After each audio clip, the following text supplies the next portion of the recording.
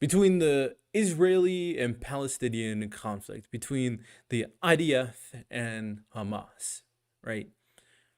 Now, I have a lot of information. I'm going to kind of purview all of them, of course, but I do think there's appropriate perspectives to kind of go through this conversation through, in my opinion, right? We understand that America, us, has a certain viewpoint, has a certain perspective, has a certain role to play in all of this.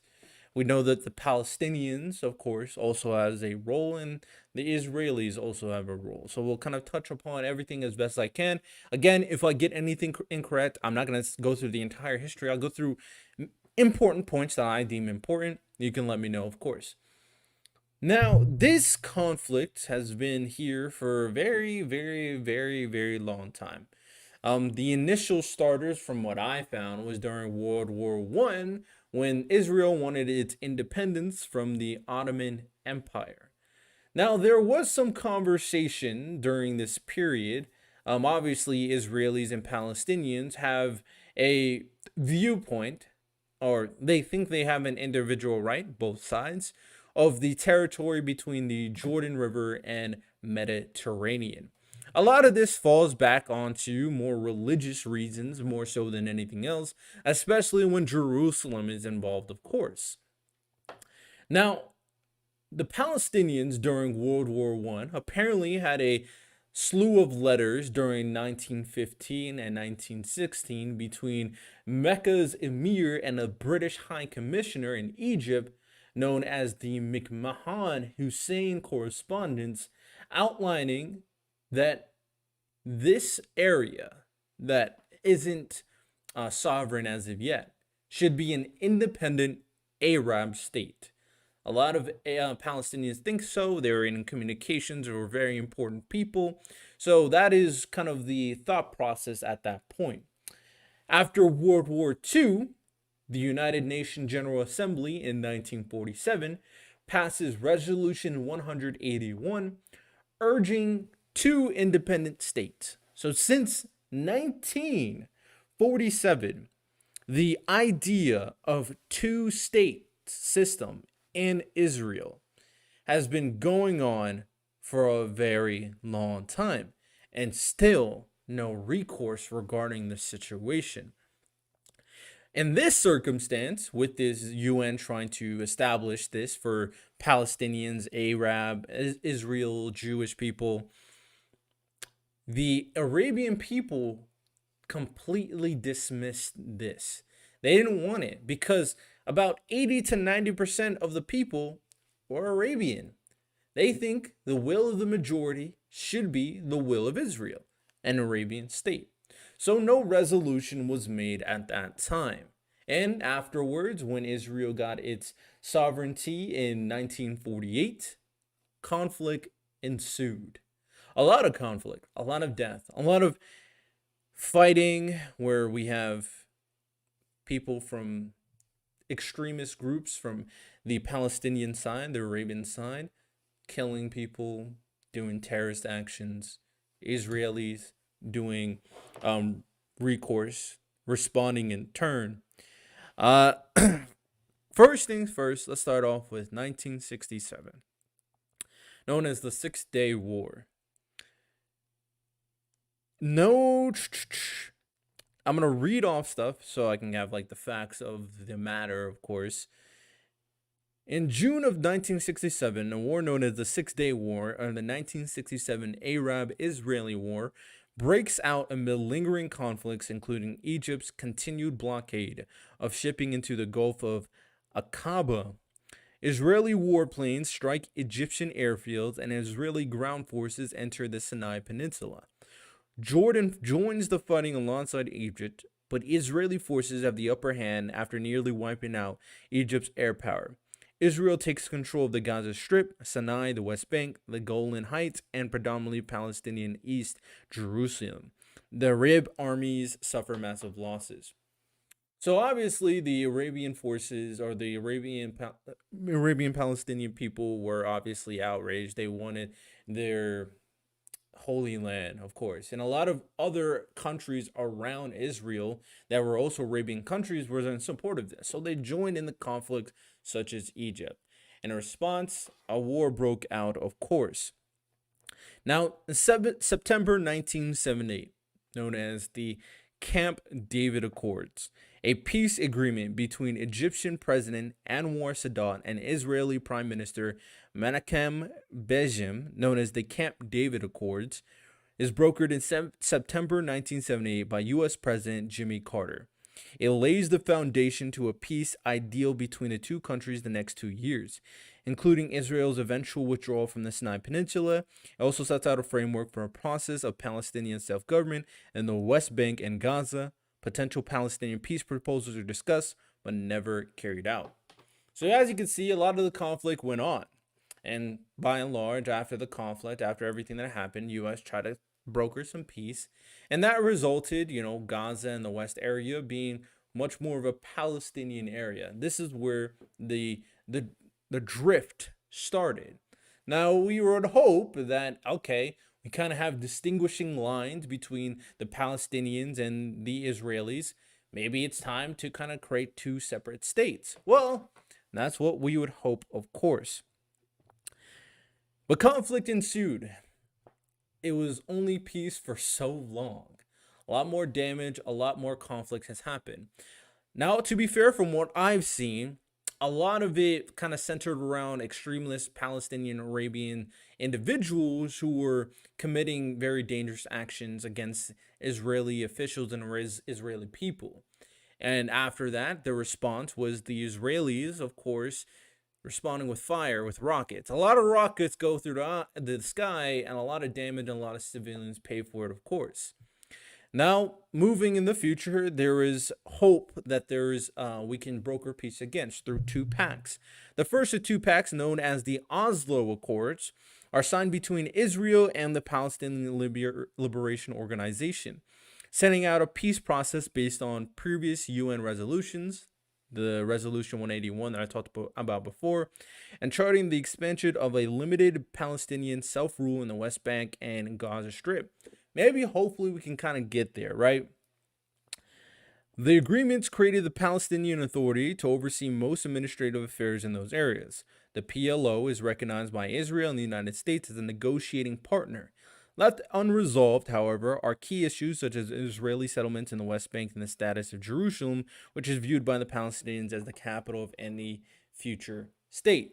So, a little bit more separation. Tried to sign one of two accords, of course, two pacts. Now we got a little bit more stronger distinction, an administrative body for the Palestinians, but there's still some agreement of territory, and Jerusalem, there's a lot of disagreement on what Jerusalem really should be, right? Very important things to remember, of course. Now, I will say this. In that accord, like the 181, Jerusalem, the idea, if I didn't say this already, I'm going to repeat it. The idea, hopefully, through, UN intervention and US intervention, was to make Jerusalem a religiously significant area under special international administration. This way, there's really no claim to the area from either side. This way, the people have access to the holy area for both religious sects of Jewish and Arabian. That was the hope. But obviously, because that didn't get passed, that is not what happened. And especially since Israel has control, why would they give it up? It makes things a lot murky, especially since Palestine wants that area as well, since it's Holy Land. Now, with that said, this is where Hamas, I'm going to start talking about Hamas, takes into, start making some moves. If you don't know what Hamas is, it's a Palestinian militant group who won legislative election in 2006 and took over in 2007 of Gaza Strip. Hamas is now seen as a terrorist organization, but they've got political control, of course, in their area in 2007 and they're an organization that is heavily supported by the Palestinian people of that area. After they took control, this is when things get very shaky on Israel's sides, in my opinion. Israel opposes a 16-year blockade on the small, overcrowded Palestinian enclave that's home to 2 million Palestinians. Now, before I read more, I do want to say this. This group, Hamas, is supported by a lot of people, but it's still a militant group. They're armed, they have weapons, and they can be dangerous.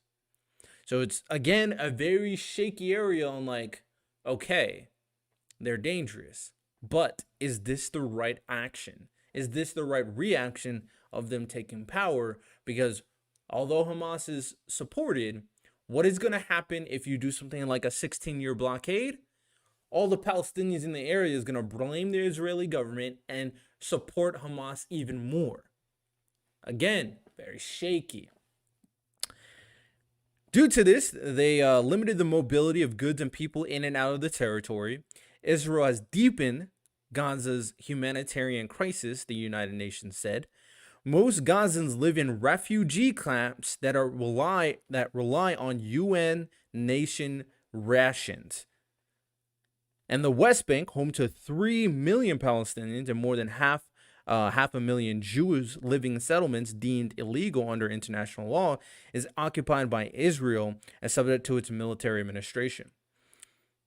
So now we got Gaza controlled by Hamas, the West Bank controlled by Israel, and now we got all this tension between how they're treating Gaza and limiting them and making this a very desolate area to even live at, right?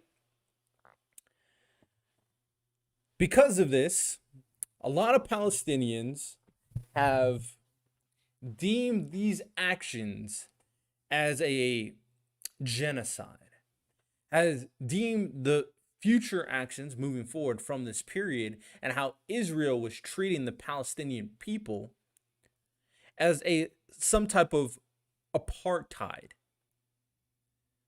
The Palestinian people in Gaza and in general deemed that the Israeli government was treating them unfairly, was going against their rights, and it just became worse and worse and worse as the support for Hamas gained traction and they would arm themselves and try to attack Israel.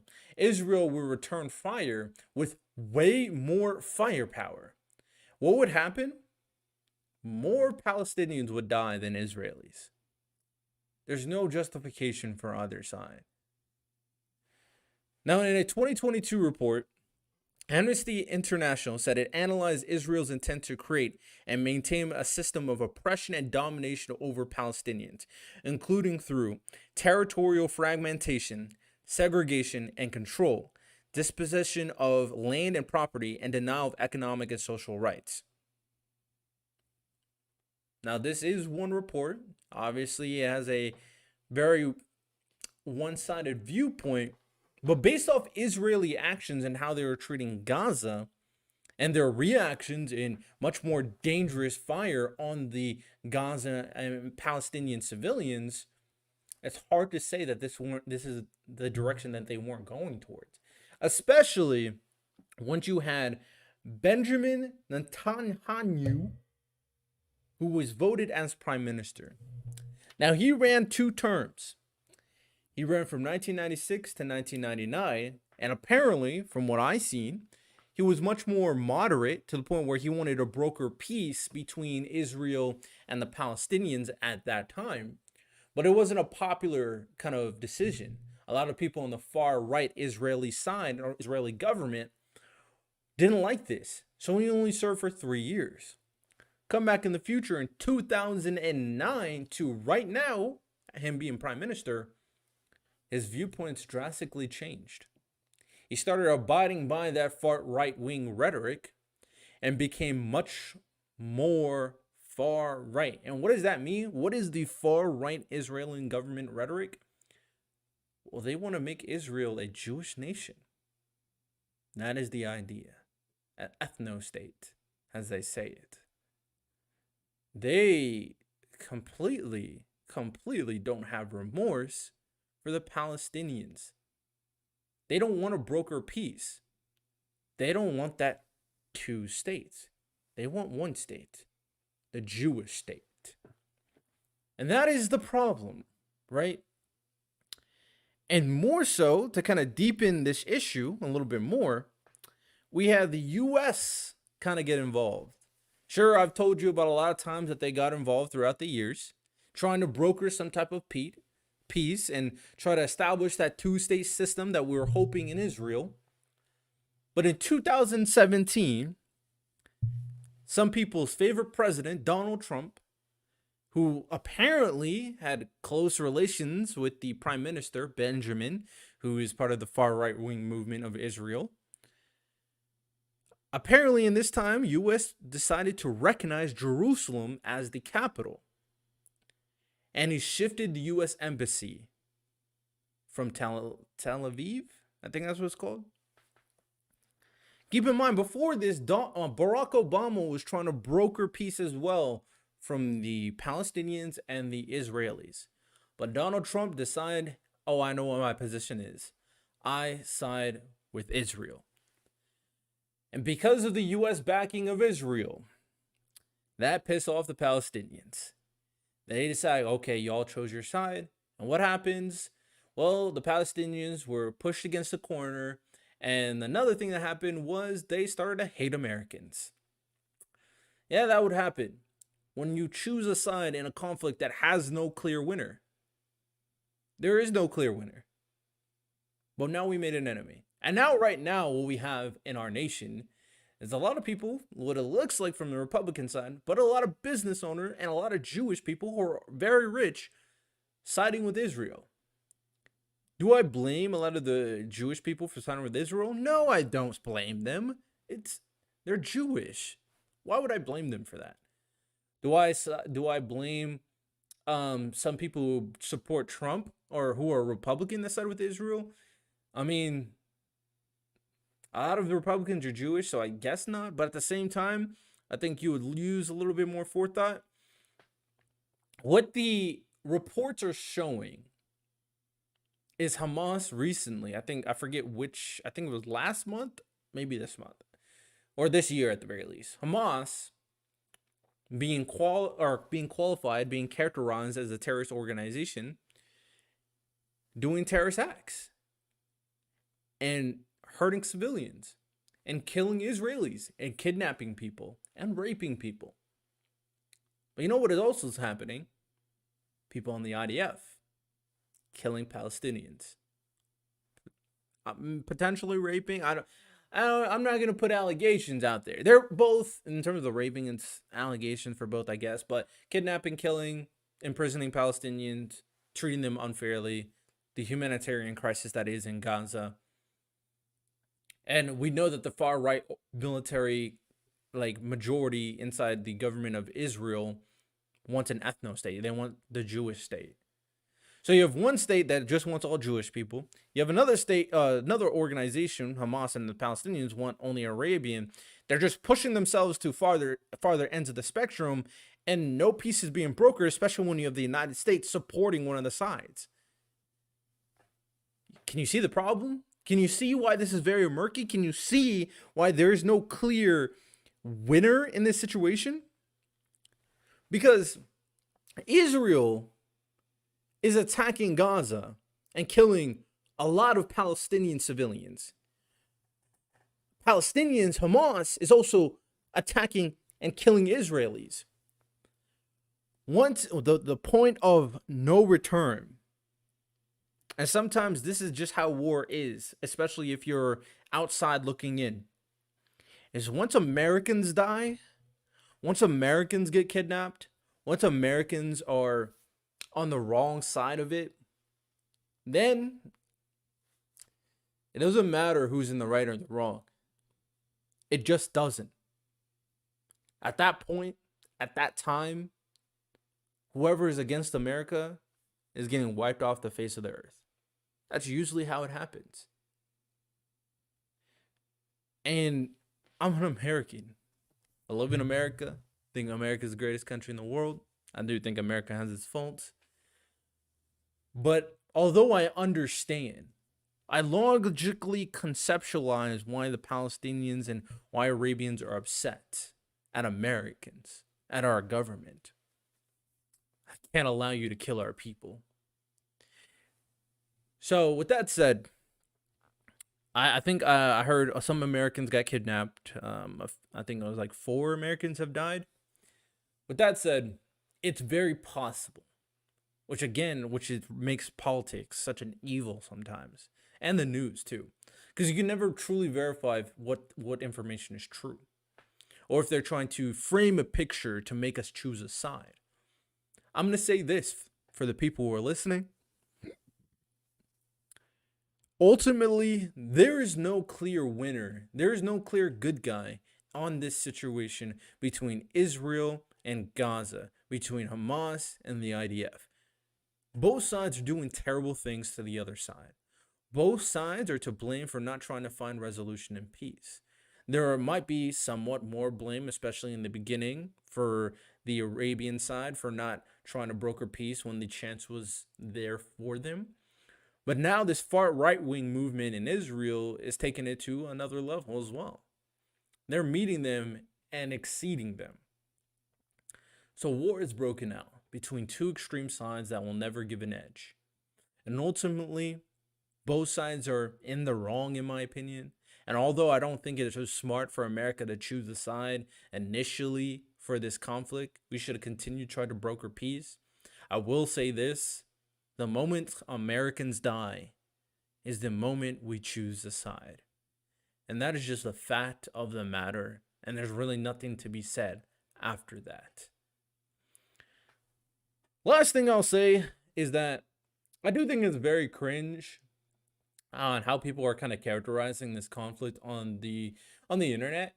Like, I know only what I know. Right, from my knowledge of the Israeli and Palestinian conflict, I know relatively surface level information, but this information is not hard to find, right? It's 30 minutes to an hour to get a general overview of it. Now, people sometimes are not able to conceptualize the information and choose sides regardless of what they learn. We will have crazy lefties choosing against the government, the power that is Israel. And then we have people on the right choosing against the organization that is obviously mischaracterized in terms of Arab extremists, right? With that said, it just takes a little bit to not fall into the trap of letting people decide what you think. Do your own research. Look up the information on your own, and then come to an opinion. It's not a simple situation. Don't let people fool you into thinking that. Everybody has their own individual opinion. A lot of people can be wrong. But in order for you to have the correct opinion based off your own personal beliefs, you have to research it yourself. This will be a terrible conflict. Unfortunately, more people are going to die. If any attacks happen on our nation's soil, then I think at that point there is a justification for all Hamas supporters should be criminalized. I think so. Once you sign with a terrorist organization that is against America, then I don't care about your reasoning. It doesn't matter. So hopefully that doesn't translate over here, because now that everybody has information to see this, people are foolish enough to act upon what they see. So with that said, hope you guys enjoyed, of course. Those are my thoughts regarding the Israeli and Palestinian conflict. If you want to correct me on any information I said, I didn't go into in depth with the entire history. Just gave you some overarching points from my point of view. You can rate it 5 stars on Apple Podcasts and Spotify. You can send me an email. You can support the podcast on www.purplepoliticalbreakdown.com. I do hope you guys enjoyed today's podcast episode. You have a good one. Take care and peace. If you want to watch the full episode of this podcast, make sure you go on Roku TV and watch it on the Planet X network, where you can watch the full video version for the podcast. Again, go to Planet X Network on Roku.tv to watch the full version. I hope you do enjoy. Of course, you can still listen to the full audio version on Spotify, Apple Podcasts, and any other podcast platform you listen to podcasts.